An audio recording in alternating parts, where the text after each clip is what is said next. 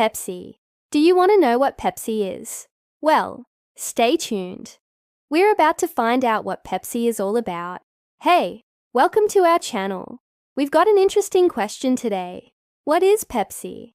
Now this one might seem pretty easy for most of you, but hey, we don't all have the same knowledge. So let's dive into it. Pepsi is a carbonated soft drink manufactured by PepsiCo.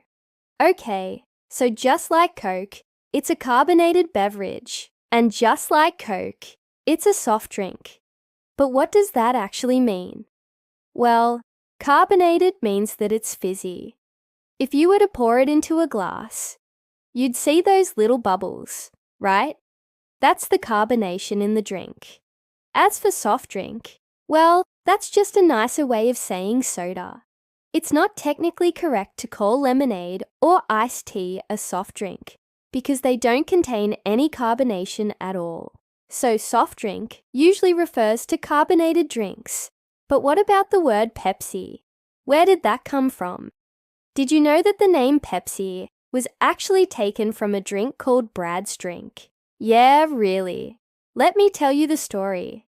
Back in 1893, a pharmacist named Caleb Bradham invented a carbonated beverage with a unique flavor created by mixing sugar, water, syrup, vanilla, citrus oils, nutmeg, cinnamon, ginger, and cola nut extract. He sold this drink in his drugstore, and it became very popular. In fact, it became so popular that Caleb had to open a bottling plant just to keep up with demand. And he decided to market his new business with the name Pepsi Cola, taking the name from the digestive aid pepsin. But no one knows exactly why he chose that particular name, other than the fact that pepsin contains the letters Pep and Se, which sound like Pepsi. Now, as time went on, the formula changed hands a few times. First, the recipe was purchased by a man named Charles A. Guth. Then it passed to his son-in-law, John Button. And finally, in 1961, the brand was sold to Donald M. Kendall, who still owns it today. However, throughout all these years, the name remained the same, even though the formula changed many times as well. But how did Pepsi become such a popular drink? You know, I think we can all agree that Coke is definitely more popular than Pepsi. But still, Pepsi managed to capture a decent share of the market. So how did they do it? Well, their marketing strategy was always very different from Coca-Cola. While Coke focused on advertising their classic product, Pepsi kept changing things up. They introduced new products often, and they didn't hesitate to be a bit wacky in their commercials. Take the 1990 commercial, featuring Michael Jackson, for example. Yeah, that's Michael Jackson dancing around in a Pepsi bottle. Or what about Cindy Crawford in a 1992 commercial where she's hanging out with some friends on a beach and suddenly her date shows up wearing a Pepsi t-shirt and hat? There were also commercials where people took off their clothes to reveal a Pepsi t-shirt underneath.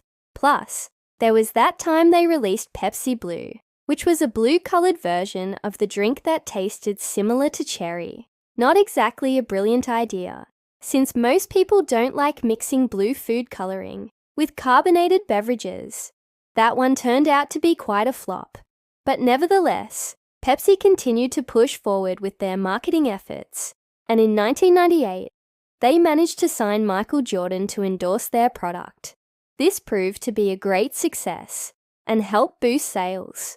Also, Pepsi often sponsors big events like the Super Bowl halftime show, and even entire sports leagues like the NFL and the NHL. They've also sponsored a lot of famous artists over the years. You know, back in the late 80s and early 90s, it seemed like every artist was releasing a Pepsi commercial. Speaking of sponsoring artists, that brings us to another question. Who is the face of Pepsi? Well, currently the face of Pepsi is singer and actress Jennifer Lopez. She signed on as a Pepsi spokesperson back in 2018, following in the footsteps of previous celebrity endorsers like Britney Spears, Michael Jackson, Cindy Crawford, and of course, Michael Jordan. Now you might be wondering, how much does Pepsi pay celebrities to advertise their product? Well, reports say that J.Lo signed a deal worth a whopping $25 million. That's a lot of money. But it seems like all this money has paid off. According to research conducted by the Beverage Marketing Corporation, Pepsi's share of the carbonated soft drink market rose from 7.5% in 2018 to 9% in 2019. That's the biggest increase among all brands. But now, let's move away from the marketing side of things and talk a little bit about the ingredients and nutritional value of Pepsi. Pepsi has been criticized in the past for being too sweet and high in caffeine. And honestly, it doesn't take a nutritionist to realize that Pepsi isn't exactly healthy for you. A can of regular Pepsi has 40 grams of sugar and 38 milligrams of caffeine. For comparison, Coca-Cola has 39 grams of sugar and 34 milligrams of caffeine. And then there's Diet Pepsi. It has 0 sugar, but it's sweetened with aspartame, acesulfame potassium, and citric acid. As for caffeine, it only has 20 milligrams per can, half of what you get with regular Pepsi. But hold on, there's another type of Pepsi called Pepsi Max. This drink has 0 sugar and 0 caffeine, and it's sweetened with aspartame, acesulfame potassium, brominated vegetable oil, and caffeine-free natural flavor. Yes, you heard me right, bromate vegetable oil. Maybe you've heard of this ingredient before. It's sometimes used in flame retardants and as a foam stabilizer in some products. Now don't freak out just yet. The amount of BVO found in Pepsi is very small, like only 0.02%. But still, it makes you wonder why they need to put it in there at all. I mean, the only reason they could come up with was to prevent the formation of foam.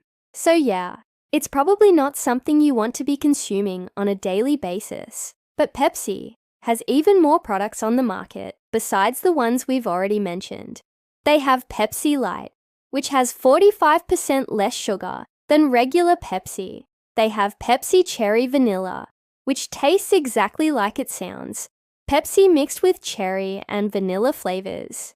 And then there's Pepsi One, which has only 1 gram of sugar per serving, which is weird because they claim that it has 50% less sugar than regular Pepsi. But it turns out that 1 gram is 50% of 2 grams, which is how much sugar is in a regular can of Pepsi. That's why I don't trust numbers. Then we have Pepsi Wild Cherry, which is just a cherry-flavored Pepsi. And last but not least, we have Pepsi Ginger, which is a mix of Pepsi and ginger ale.